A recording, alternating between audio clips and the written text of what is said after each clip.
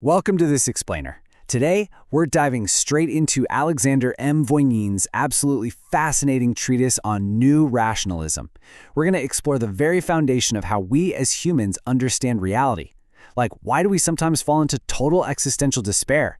And more importantly, how can we actually confidently know what we know? Let's get right into it. So, let's kick things off with arguably the most profound question in all of philosophy. How do we actually know what is true? For centuries, classical science thought it had this completely figured out. The smartest thinkers just assumed that human knowledge was this absolute, perfectly mirrored reflection of the real world. That was the rock-solid foundation, until a massive intellectual earthquake came along and shook science right down to its core.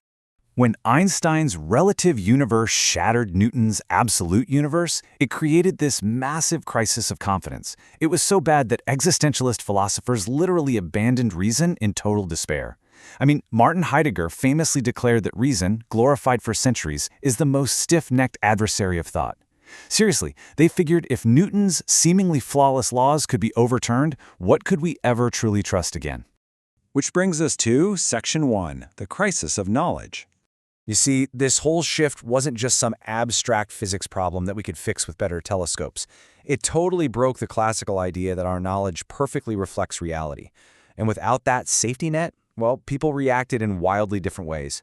On one hand, the natural sciences just kept moving forward, practically using both Newton and Einstein's seemingly contradictory models. But philosophy, it completely fractured. It either sank into existential despair, basically claiming we can't objectively know anything, or it retreated into this analytical school, getting stuck in endless, hyper-specific debates over the precise meanings of words. Let's move to Section 2, Flaws in Modern Philosophy. So, how do we actually fix this intellectual gridlock? Well, Voyn argues that modern attempts fail because they just fundamentally misunderstand how human cognition works. A lot of contemporary theories rely on the super fragile process called epistemic ascent. They basically assume knowledge is built by stacking justified beliefs on top of each other, one by one, kind of like a tower of wooden blocks. But here's the fatal flaw with that. If just one single underlying belief is proven wrong by a new discovery, that entire stack right above it completely collapses. To fix this and build a much stronger foundation, Voyn proposes a pretty revolutionary shift. He argues that our cognition doesn't actually start with language or words at all. It doesn't even start with individual beliefs. Instead, true cognition actually kicks off with what he calls concepts. And that leads us to Section 3, Cognition by Models. To really understand reality without demanding absolute 100% certainty or just giving up in despair, we've got to understand Voyn's framework. So, what exactly is a concept in this system? Well, it's a subconscious abstraction of reality based on common properties. Think about a baby learning the color red. Long before they ever learn to actually speak the word, their brain is subconsciously grouping all these similar visual inputs together. They just inherently grasp that red apples and red toy fire trucks share a property that makes them distinct from, say, green grass. That subconscious abstraction, right there, is our true bedrock of knowledge. Now, with concepts acting as our bedrock, how do we actually build resilient knowledge? Voyn's ascent looks a little more like this. First, our minds form those subconscious concepts based on our real-world experiences.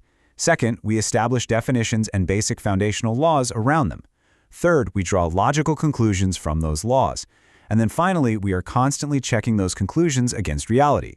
When all these pieces work together seamlessly, boom, you've built a highly functional model. But hey, we have to keep something really vital in mind here. Nature itself is infinite and continuous. Because of that, our concepts act as practical tools to artificially single out, or basically cut out little fluctuations of reality.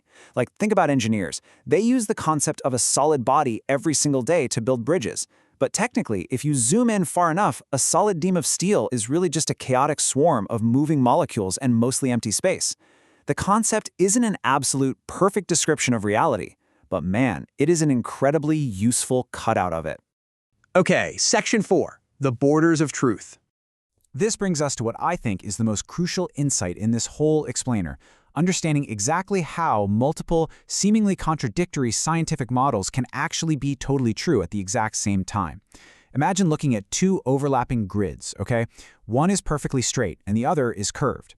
Now, right in that central zone, they overlap almost perfectly, giving you the exact same practical, accurate results. But as you start moving away from the center out towards the distant edges of the graph, they diverge wildly from one another. And this perfectly explains that massive crisis of physics we were talking about earlier. You see, Einstein didn't destroy Newton. Not at all. Newton's model is really just a localized net, kind of like the center of that grid we just talked about, that works absolutely perfectly within its specific borders of normal, everyday speeds and distances. Einstein's net, on the other hand, just covers a vastly larger area of reality, reaching way out to the extreme edges of light speed and massive cosmic scales. The thing is, they are both true. They just have totally different borders of applicability. So, what exactly happens when a model finally hits a wall? In the old rigid way of thinking, encountering a defeater, which is just a new fact that totally contradicts a model, would mean you have to throw the whole theory in the garbage. But in new rationalism, when a model meets a defeater, we don't panic or toss it out, we simply acknowledge, hey, we've reached the literal border of its applicability. The model still works great in its original zone, we just need to go ahead and build a broader model to map out the brand new territory we just found. All right, let's head into Section 5, Destiny and Social Determinism. Now let's take this somewhat abstract theory of nets, borders, and models and apply it to something deeply, deeply human. Are our lives totally free, completely chaotic, or just strictly predetermined from the start? When we neutrally analyze the big macro theories out there, we see some pretty wild extremes. On one side, you have Ray Bradbury's famous sci-fi concept of the butterfly effect, where just stepping on a prehistoric bug completely shatters the future timeline. Then you have Karl Marx, who modeled society using these rigid, predetermined macro laws. And where on the other far end, you've got Jean-Paul Sartre and the existentialists essentially arguing for absolute chaos and completely unguided free will. Voyn actually cuts right through all these philosophical extremes by treating society a lot like a highly complex mechanical model. So instead of looking for one simple equation to explain everything, he shows that society is this massive, multi-parameter system existing in multiple dimensions. Because humanity has so many variables or degrees of freedom, our destiny is definitely not some single predetermined track like a train stuck on rails.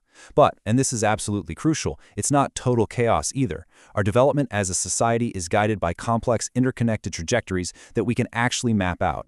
So let's quickly summarize the main takeaways of new rationalism. The absolute most crucial point here is that our knowledge is not an absolute, perfect reflection of reality. And honestly, that is perfectly fine, because our knowledge operates incredibly reliably within specific, defined boundaries. On top of that, society follows clear trajectories that are actively guided by human action and complex connections.